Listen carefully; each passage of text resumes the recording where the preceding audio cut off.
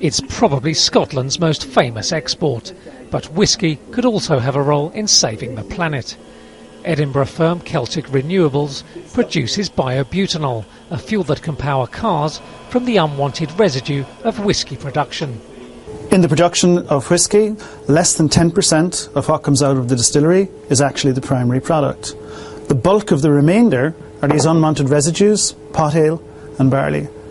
What we can do is combine these two together, create a brand new raw material, apply a different fermentation technology and convert the residual good material in here into high-value products, and in particular this, biobutanol, which is an advanced biofuel that's a direct replacement for petrol or diesel. The company has readapted a century-old fermentation process called acetone butanol ethanol, abandoned in the era of cheap gasoline.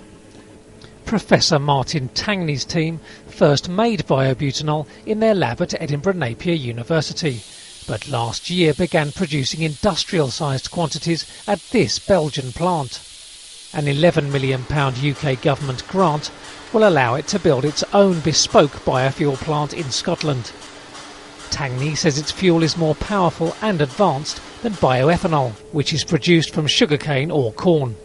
So inherently it has more energy, it has almost the same amount of energy as petrol, whereas bioethanol has only got 70% of it. You can store it and pipe it and use the existing infrastructure to distribute this, and in fact you do not need to modify an engine.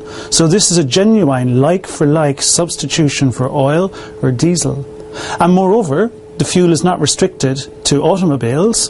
It's currently being trialled in shipping industry and is a very good base unit for jet fuel. The new plant should be operational within 3 years, producing up to 1 million litres of biofuel a year. Tangney thinks biobutanol won't replace petrol, but will be blended with it, reducing oil consumption and cutting emissions. The technology could also be used to ferment the waste from other spirits, another potential reason to drink to its success.